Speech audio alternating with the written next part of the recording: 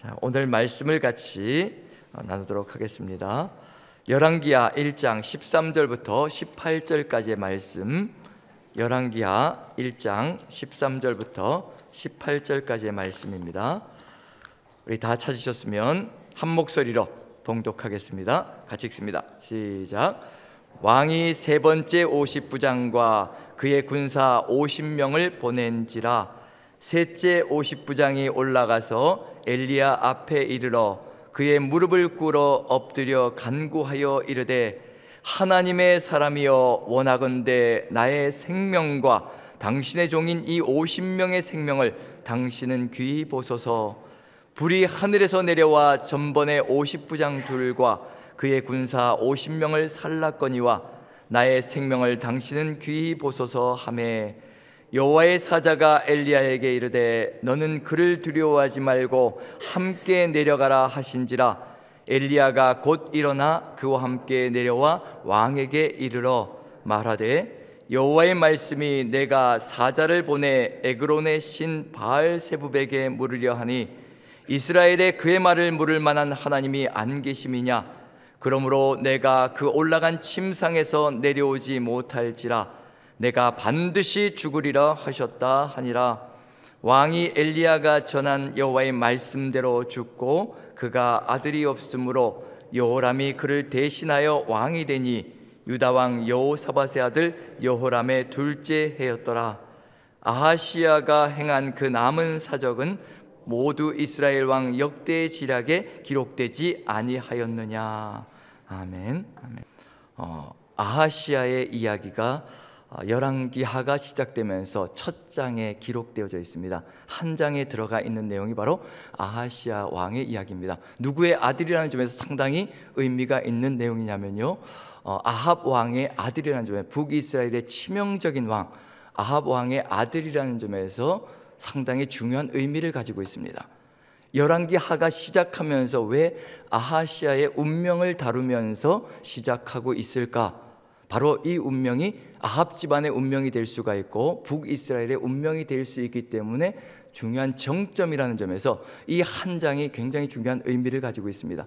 아하시야가 어떤 태도를 취하느냐에 따라서 아합 집안의 운명이 결정될 것이고요, 거기에 덧붙여서 또 북이스라엘의 운명까지도 좌우될 수 있다는 것. 그래서 여기서 어떤 결정과 어떤 선택과 어떤 태도를 취하느냐에 따라서 한 집안의 운명과 나라의 운명이 결정될 수 있다는 점에서 상당히 중요한 의미를 가지고 있습니다. 올라감과 내려감에 대해서 얘기하고 있거든요. 올라가고 내려가고, 올라가서 어떤 태도를 취해야 내려올 수 있을 것인가, 그리고 내려와서 어떤 삶을 살아갈 수 있을 것인가, 우리에게도 역시 주는 의미가 있습니다. 우리는 지금 이 세 달의 첫날 첫 시간을 하나님과 함께 예배 동산에 올라와 있습니다. 이 예배의 동산에서 어떤 마음과 어떤 결심과 어떤 태도를 가지고 내려가냐에 따라서 세상 속에서의 삶이 결정되어질 수가 있고요, 그리고 세상 속에서 살아가는 삶의 그 길을 통하여서 우리의 길까지도 보여질 수 있다는 것을 알려주고 있는 중입니다. 우리에게도 동일한 또 질문이 들어가 있거든요. 그리고 불이 내려왔다는 이야기가 어제 묵상 내용 속에 두 번이나 들어가 있습니다. 엘리야는 불의 선지자로, 하늘에서 불을 내리는 선지자로 상당히 유명하지요. 그러면 이 내용은 어디와 연결시켜야 정확하게 이해가 될 수가 있느냐 하면요, 갈멜산 사건과 연결시켜야 정확하게 이해가 될 수가 있습니다. 갈멜산에서도 불이 하늘에서 내려왔거든요. 하늘에서 내려왔을 때 그때 백성들의 입에서 선포되어졌던 내용, 결단되어졌던 내용, 그 내용이 삶을 통하여서 갈멜산 아래로 내려와서 이루어진다면 정말 삶은 달라질 겁니다. 나라가 달라질 겁니다. 그것을 위해서 엘리야를 보내셨고 엘리야를 통하여서 하늘에서 불을 내린 사건이 펼쳐졌거든요. 갈멜산에 올라갔습니다. 그리고 바알의 선지자들과 그리고 엘리야가 전쟁을 치릅니다. 거기에서 바알이 아무것도 아니라는 것을 이미 입증했습니다. 바알이 아무것도 할 수 없는 무능한 신이라는 것을 이미 입증했거든요. 근데 아하시야의 이야기에서 또다시 바알이 등장하고 있다는 얘기거든요. 이미 갈멜산에서 입증되어졌는데 하늘에서 불을 내리는 신이 참신이다라고, 그리고 바알 선지자들에게 먼저 기회를 주었고요, 그 다음에 여호와 하나님을 믿고 따르는 엘리야가 그 다음에 순서를 가지고 진행을 했습니다. 정오의 땡볕 가운데서 바알의 선지자들이 춤을 추면서 바알을 불러내려고 안간힘을 썼습니다. 어느 신이든지 불을 내려서 제단을 태우고 그리고 제단의 제물을 받는 신이 참신이다 내기를 걸고 이제 진행이 되어졌는데, 결국 어떤 일이 벌어졌는가? 바알을 믿는 선지자들은 실패했고 엘리야가 나타나서 엘리야가 제단을 쌓고 짐승을 올리고 그리고 하나님께 부르짖었을 때 하늘에서 불이 내려서 불이 떨어져서 제단과 도랑을 태우고요, 제물을 태우고, 그리고 백성들의 입에서 쏟아져 나온 말이 있습니다. 여호와 그는 하나님이시로다. 여호와 그는 하나님이시로다. 여호와만이 하나님이라는 고백이 바로 갈멜산 정상에서 쏟아져 나왔습니다. 그리고 내려가는 겁니다. 아방도 같이 있었습니다. 그러면 이제 여호와만이 하나님이라는 고백을 가지고 내려왔다는 얘기는 뭐냐면요, 이제 하나님만 믿고 따라가는 삶으로 이 세상 속에서 살아가겠다는 결단과 함께 내려왔는데, 그런데 아무도 그것을 지키지 않습니다. 내려와도 소용이 없습니다. 아합도 따라가지 않습니다. 그리고 나봇의 포도원 사건이 벌어지죠. 아합 왕과 이세벨이 합작을 해가지고 나봇을 죽이고 포도원을 빼앗습니다. 그때 하나님께서 엘리야를 통하여서 아합 왕에게 선포하는 것이 있습니다. 심판이지요. 그때 심판 선고가 어떤 게 떨어졌냐면요, 제가 열왕기상 21장 21절 24절을 읽습니다. 한번 들어보시죠. 여호와의 말씀이 내가 재앙을 내게 내려 너를 쓸어버리되 내게 속한 남자는 이스라엘 가운데 매인자나 노인자를 다 멸할 것이요 아합에게 속한 자로서 성읍에서 죽은 자는 개들이 먹고 들에서 죽은 자는 공중의 새가 먹으리라고 하셨느니라. 아합 집안의 멸망을 선포하신 겁니다. 이미 열왕기 상에서요. 그리고 나서 이 이야기를 듣자마자 아합이 겸비하고 옷을 찢고 그리고 베옷을 입고 그리고 금식을 하며 그리고 회개하는 모습을 보입니다. 회개하는 모습만 보이자마자 하나님께서 이제 아합이 내 앞에서 겸비하는 것을 보느냐, 내가 저를 용서하고 저의 때에는 심판을 내리지 않고 그 아들의 때에 심판을 내릴 것이다 라고 말씀하십니다. 하나님께서 아합이 회개하고요 신용만 한 것뿐이에요. 아합이 돌이켜서 삶을 바꿨다는 얘기는 전혀 없습니다. 근데 신용만 했는데도 불구하고 하나님께서 그 자리에서 용서를 선포하시는 겁니다. 우리 하나님은 언제든지 용서하실 준비가 되어 있는 분이거든요. 신용만 해도 용서하시겠다라고, 다음 때로 심판을 물리겠다라고. 그래서 아하시아, 그 다음 아들의 이야기가 중요한 이야기가 뭐냐면요, 이 아들이 어떤 태도를 취하냐에 따라서 집안이 사느냐 죽느냐가 결정되는 겁니다. 그래서 열왕기하 1장의 아하시아의 이야기는 상당히 중요한 의미를 가지고 있습니다. 아하시아가 정말 하나님의 뜻을 받들어서 하나님의 뜻을 이루어 간다면 집안이 사는 역사가 펼쳐지고 나라도 사는 역사가 펼쳐지거든요. 하지만 그렇지 못하다면 죽음의 길로 가게 되어 있습니다. 그런데 다락에 올라갔다가 높은 정상에 올라갔다가 떨어졌다고 되어 있습니다. 그런데 누구를 찾아야 될 것인가? 하나님께로 나와야 된다는 얘기거든요. 그래야 사는 길이 열린다는 겁니다. 그런데 하나님께로 나오지 않고 바알세붑에게 물어보라라고, 바알에게 에그론의 신인 바알에게 물어보라라고 사람을 보낸다는 얘기거든요. 여호와 하나님만이 생명의 주관자이시고 하늘에 불을 내리시며 살아계신 참신이신데 여전히 바알을 따라가고 있는 모습이 보여지고 있습니다. 그래서 바알세붑에게 물어보라고 보냈을 때 엘리야가 그 사자에게, 왕의 사자에게 나타나서 이스라엘에 하나님이 없기에, 여호와가 없기에, 하나님께 없기에 이렇게 이방신에게 물어보라고 가느냐라고 선포하며 왕에게 돌아가라고 얘기합니다. 절대로 그 올라간 침상에서 내려오지 못할 것이라고 이야기를 합니다. 그러자 이제 왕이 엘리야를 잡으려고 보내는 거죠. 그리고 2명의 50부장이 보내어졌다고 얘기를 합니다. 근데 2명의 50부장이 보내어질 때 우린 잔혹하게 느껴질 수가 있거든요. 그게 어제 묵상 내용이었습니다. 왜냐하면 하늘에서 불이 내려서 이 50부장과 더불어서 50명의 군사들을 태웠다고 얘기하거든요. 이게 무엇을 얘기하는 것일까? 우리가 보기에는 상당히 잔혹한 것처럼 느껴지지만 이게 무엇을 의미하는 것이냐면요, 갈멜산에서는 하늘에서 불이 내려서 제단에 제물을 태웠습니다. 하지만 그것을 보고 깨닫지 못하고 나아간다면 이제 사람이 태워지는 역사가 펼쳐질 것이라는 것, 집안이 다 태워지는 역사가 펼쳐질 것이라는 것을 암시적으로 예표로 보여주고 있는 중입니다. 심판이 바로 눈앞에 와 있다는 것을 알려주고 있는 중이거든요. 우리가 잊고 사는 것이 한 가지 있습니다. 하나님은 심판하지 않을 것이라는 것을 우리는 믿고 있고 따라가고 있다는 얘기거든요. 하지만 죄에 대해서는 철저하게 심판하시는 분이 우리 하나님이시라는 것을 우리가 마음에 새겨야 될 필요가 있습니다. 자, 50부장들이 와서 왕의 명령을 전하는데요, 어떤 내용이었는가? 살 길은 오늘의 묵상 내용 속에 들어가 있습니다. 죽는 길은 어제의 묵상 내용 속에 들어가 있었고요. 50부장이 와서 왕의 명령을 전달하는데 이렇게 이야기를 합니다.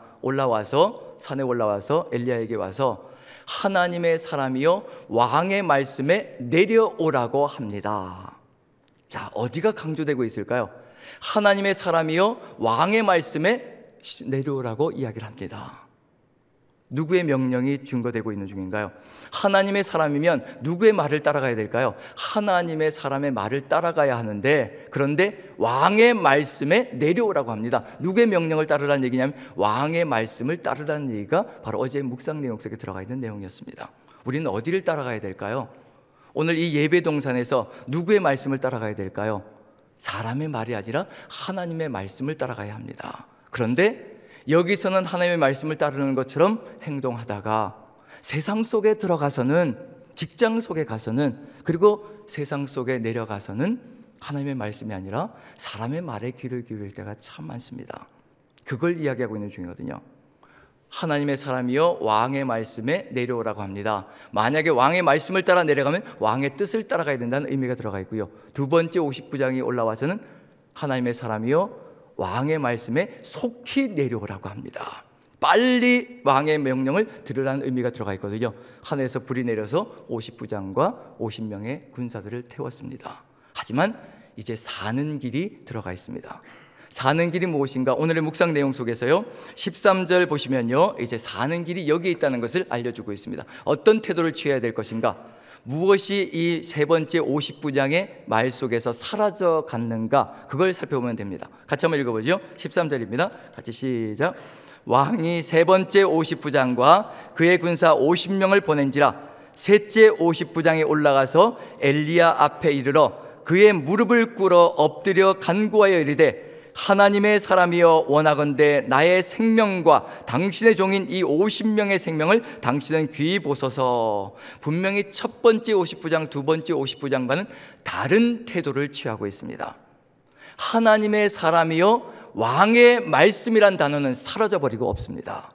하나님의 사람이여, 하나님의 사람이여 나의 생명과 이 50명의 생명을 귀히 여겨 주시옵소서. 누구 앞에 무릎을 꿇고 있는 중이냐면요, 엘리야 앞에 올라가서 엘리야 앞에 무릎을 꿇어 엎드려 간구하였다라고 되어 있습니다.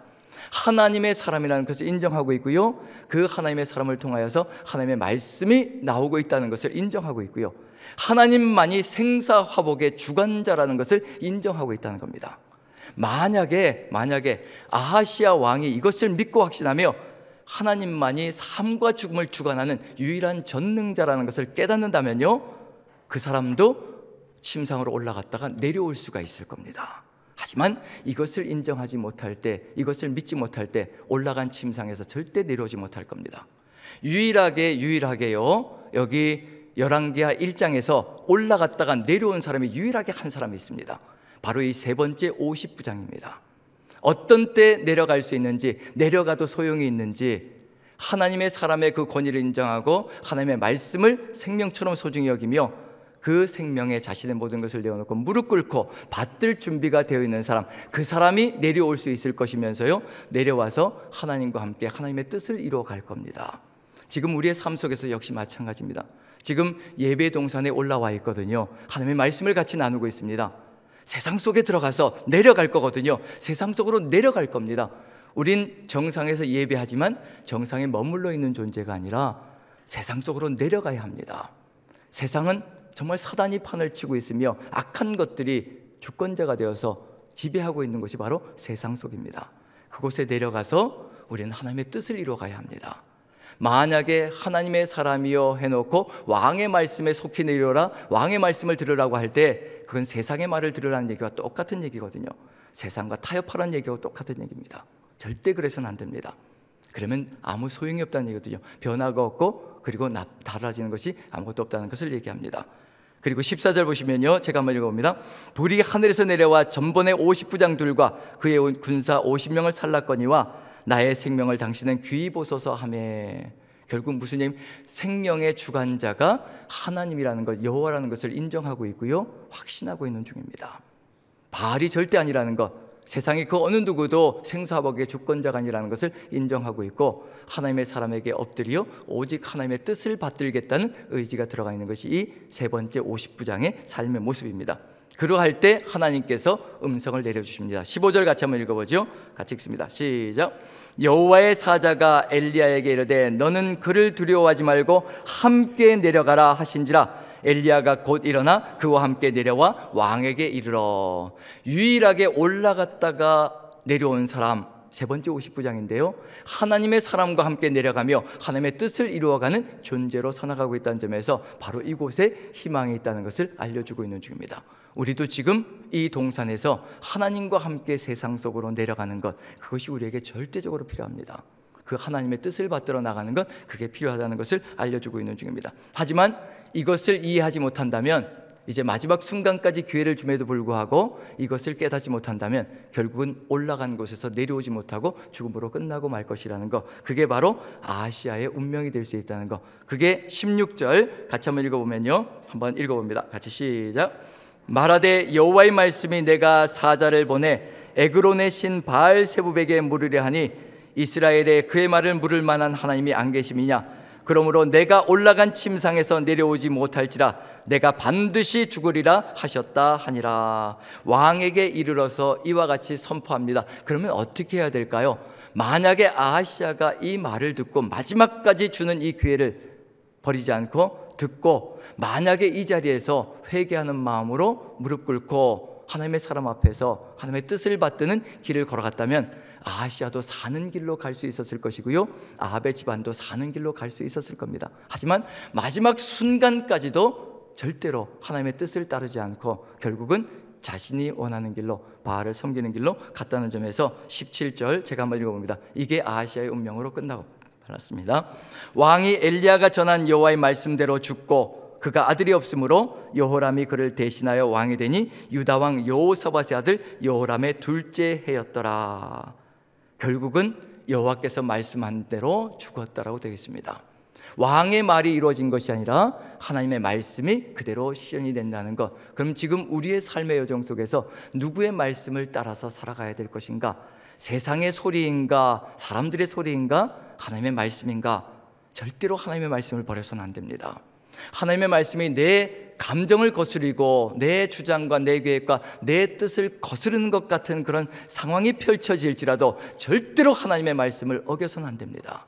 그 말씀이 생명의 길이고요, 그 말씀이 사는 길이고, 나만 사는 길이 아니라요, 내 집안이 사는 길이고 내 가정이 아름답게 서나가는 길이라는 것을 마음에 새긴다면요, 하나님의 말씀이 설사 지금 내가 추구하는 것과 다르게 들려지고 다른 것으로 느껴질지라도 절대 하나님의 말씀을 어기지 마십시오. 그것이 사는 길입니다. 내가 사는 길이고 우리 가정이 사는 길이고 우리 자녀들이 사는 길이고 우리의 미래가 가득히 들어 사는 길이라는 것을 마음에 새긴다면요, 하나님의 뜻이 무엇인지 알 수 있을까라는 생각이 듭니다. 그 다음에 여호람이 대신하여 왕이 되는데, 이제 2장부터 3장으로 넘어가면서는요, 여호람이 어떤 태도를 취할 것이냐에 따라서 아합 집안이 완전히 무너지느냐 아니면 사느냐의 기로에 서게 됩니다. 하나님께서 한번 보십시오. 아들 때에 가서 심판을 내릴 것이라고 말씀을 해놓으시고 아하시아에게 한 번 더 기회를 주셨습니다. 그런데 아하시아는 그 기회를 놓쳐버렸습니다. 하나님은 또 그 다음 아들 때, 그 다음 아들로 또 넘어갑니다. 아합의 그 다음 아들로 넘어갑니다. 하나님께서는 이렇게 기회를 계속해서 제공해 주시거든요. 아들 때 망하게 하시겠다고 하시면서도 또 하나들 이렇게 넘어가면서 한 번 더 기회를 주시면서 우리가 살 길을 열어갈 수 있도록 말씀을 주신다는 얘기거든요.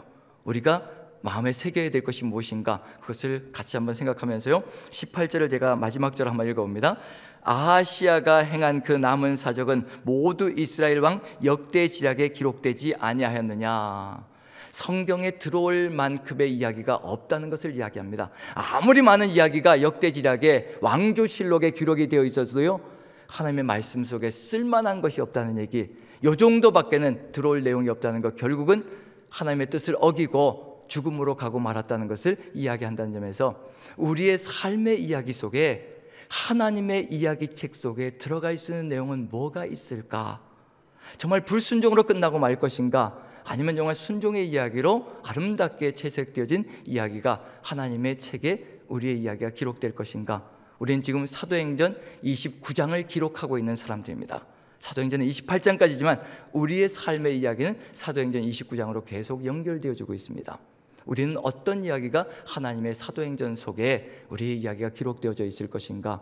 아시아와 같은 이야기가 아니라요, 정말로 순종과 축복의 이야기로 가득 들어차 하나님과 함께 나아가는 저 여러분들 되기를 간절히 축원드립니다.